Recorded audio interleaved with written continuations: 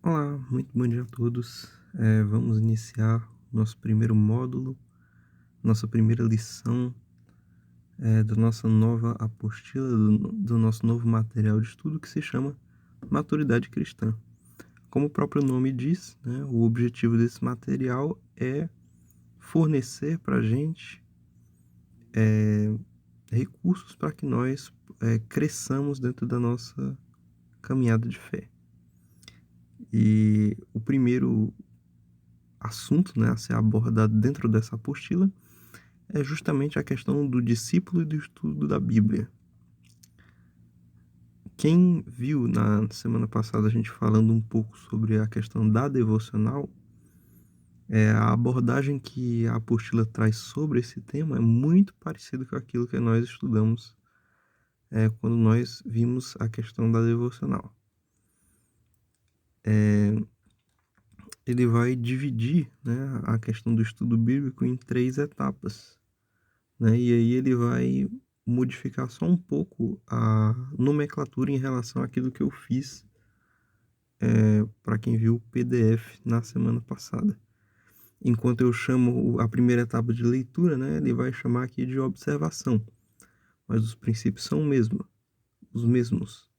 A gente vai pegar aqui que são algumas questões importantes para a gente entender, né, o contexto, né, onde está inserido a história bíblica, onde está inserida a narrativa bíblica, o texto bíblico que você vai escolher para interpretar e aplicar. A segunda parte é a interpretação do texto bíblico, né? Vocês lembram bem dessa parte. A Bíblia ela segue um método de interpretação muito próprio dela, no qual nós não podemos colocar os nossos conceitos dentro da palavra, justamente porque a palavra ela adota um método que se chama metalinguagem de interpretação. O que é a metalinguagem? A metalinguagem é quando algo se explica por ele mesmo.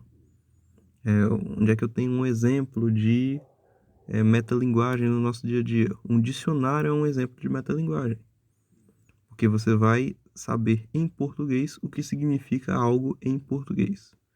Por exemplo, se eu for olhar o que significa a palavra dicionário no dicionário, lá ele vai ter um conceito próprio, né? Dicionário é um livro usado para descrever vocábulos de uma determinada língua. Ou seja, ele se utilizou da própria língua portuguesa para se explicar. Isso é metalinguagem. E a Bíblia faz a mesma coisa. Quando aparecem conceitos, né, quando aparecem verdades bíblicas, você deve procurar outros textos bíblicos que elucidem a sua dúvida, que elucidem essa questão. Para os cristãos que não são tão experientes, né, para os novos convertidos, fica a nossa dica de procurar fazer as suas primeiras devocionais ou acompanhado de um cristão mais experiente, ou então utilizar um material confiável para isso, ou então um dicionário bíblico, para que ele forneça os indícios necessários para que você vá construindo seus próprios conceitos, baseado na metalinguagem da Bíblia. E o terceiro ponto, né, a terceira etapa que ele fala do estudo bíblico é a aplicação. Você pode ver que existe, você pode consultar na sua apostila aí, uma série de perguntas que nós podemos fazer ao texto em relação à nossa realidade. Nós descobrimos conceitos, né, novos, nós descobrimos, através da interpretação, verdades bíblicas, e a aplicação é justamente o momento da confrontação, o momento em que eu vou pegar esses conceitos que eu aprendi e eu vou colocá-los frente a frente com a minha realidade de vida. Então, você pode ver que todas as perguntas, né, elas são muito pessoais, né? Vejo aí o exemplo da primeira. Qual a mensagem de Deus para a minha vida hoje? Ou seja, o que aquele texto bíblico ele traz para a gente, né? E como essa verdade bíblica ela me confronta no meu dia a dia. Certo? Então, ele traz para a gente um pequeno exemplo aí, né? o texto de Filipenses, ele vai respondendo a essas perguntas. E ele vai trazendo a conclusão, né?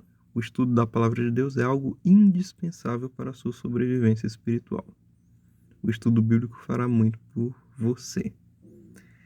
Então, não existe como nós nos tornarmos cristãos maduros se nós não aprendermos a desenvolver essa questão do estudo da palavra. E o estudo da palavra, ele vai ser o nosso sustento, né? O estudo da palavra e a oração são como as asas de um avião, né? O avião ele não decola se ele não tiver as duas asas ali para dar o equilíbrio a ele. Então, a oração e o estudo da palavra, eles vão ser essenciais para que nós consigamos crescer como crentes. A gente vai, antes de passar para essa parte da ficha, né, que é o exercício que vocês vão entregar ao longo da semana, a gente vai só fazer um pequeno exemplo prático aqui, baseado justamente no texto base, ok?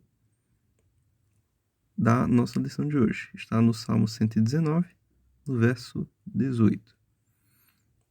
Entendendo o Salmo 119, nós acabamos de estudar os livros poéticos, os livros de sabedoria. E aí vocês lembram que os livros de sabedoria, eles recebem esse nome de poéticos justamente pela questão estética e pela questão filosófica.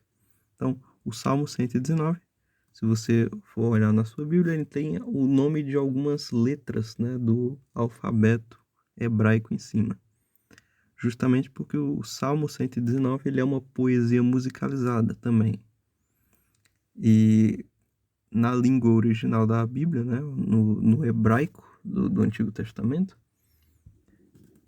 cada verso dessas partes que aparecem com um nome em cima, eles vão ser iniciados pela letra do alfabeto. Então, se você pegar a Bíblia em hebraico, lá no Salmos 119, você vai ver que cada vez que muda a letra, muda o título, né? Vamos ter a mesma letra iniciando todos os versos.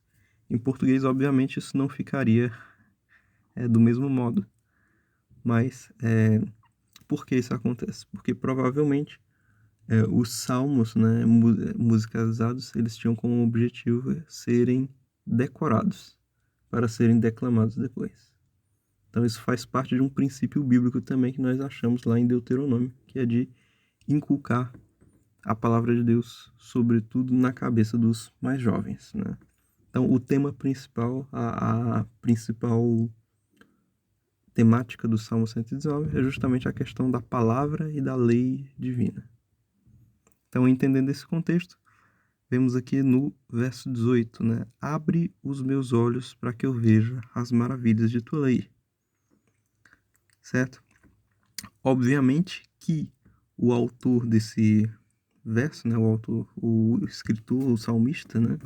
Ele não era uma pessoa deficiente. Mas ele vai usar aqui uma linguagem metafórica. Lembre-se que estamos falando de uma poesia. E aí temos aí, abre os meus olhos. Quando a gente lembra do texto lá de Isaías 59, mais ou menos no verso 2, vocês vão lembrar que o pecado, o que ele faz? Ele faz separação entre nós e Deus. E a separação é uma espécie de barreira. E o que a barreira faz? Ela nos impede de ver. Em vários estudos nós tocamos nessa questão da cegueira que o pecado provoca nas nossas vidas. Então é necessário o quê? Uma intervenção divina para que nós tenhamos os nossos olhos abertos. Para que eu veja o quê? As maravilhas da tua lei. Lei, como nós vimos algumas vezes, a lei é uma espécie de jugo. Porque ela vai ser um código de ética revelado e que vai trazer um padrão de santidade que não é nosso, é o padrão de santidade de Deus. E é um padrão muito severo para uma natureza caída. Então, essa cegueira, né, de que nós falamos aqui, trata-se de uma cegueira alegórica, uma cegueira espiritual. E quando o Senhor ele intervém e ele abre os olhos das pessoas, ele faz com que a lei, que poderia ser considerado algo pesado, um fardo para nós, ele se torne uma maravilha. Então, a intervenção do Senhor, ela é capaz de, número um, fazer com que nós enxerguemos o nosso estilo de vida, que era um estilo de vida cego. Lembre-se que o Espírito Santo convence do pecado, da justiça e do juízo. E ele não só abre os nossos olhos, ele não só abre a nossa percepção para isso, como ele também muda a nossa perspectiva. A lei que outrora era pesada, a lei que outrora trazia um código de ética elevado demais para nós, se torna uma maravilha. Então, quais são as aplicações que nós podemos ter a partir desses conceitos que nós aprendemos, né? Nós temos percebido a nossa conduta? Será que nós vemos a lei do Senhor como uma maravilha mesmo? Ou nós vemos a lei do Senhor como um fardo? Então, é um exemplo de como nós podemos interpretar, né, o verso 18 do Salmo 119. Mas o que eu quero fazer com vocês hoje aqui é propor o desafio da semana para vocês até terça-feira entregarem para os seus monitores, certo? Então, o nosso desafio está aí em 2 Timóteo 3, ok? 2 Timóteo 3, nós vamos estudar a partir do verso 15 até o verso 17, ok? Porque desde criança você conhece as sagradas letras que são capazes de torná-lo sábio para a salvação mediante a fé em Cristo Jesus. Toda escritura é inspirada por Deus e útil para o ensino, para a repreensão, para a correção e para a instrução na justiça, para que o homem de Deus seja apto e plenamente preparado para toda boa obra. Então, peguem esse trecho das Escrituras e tentem fazer os 3 passos lá: observação, interpretação e aplicação. A fichinha, ela está no final, ok, da nossa lição. E vocês podem usar aquela fichinha do livro mesmo para interpretar esse texto.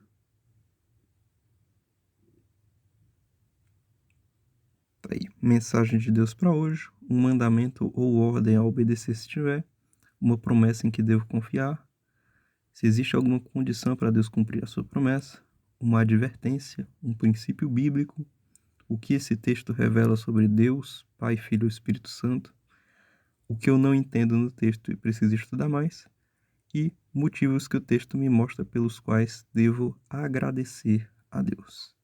Ok? Temos também na última página aí, na página 11, né, uma reflexão pessoal. Como resultado do que Deus me falou através de sua palavra, vou fazer isto. Certo? Essa parte não é obrigado você entregar o seu monitor, mas a gente pede que você faça uma profunda reflexão nisso. Porque cremos que a palavra de Deus, ela penetra no nosso íntimo e ela sempre nos leva à reflexão acerca daquilo que nós temos que mudar. Então, não esqueçam disso, certo? 2 Timóteo 3, do 15 ao 17. Tentem fazer essa fichinha aí. E não se esqueçam, aulão às 15 horas com o Alisson, para a gente dar início a essa segunda etapa da EBD. Obrigado aí por assistir e quero ver esses devocionais saindo aí da parte de vocês. Tamo junto.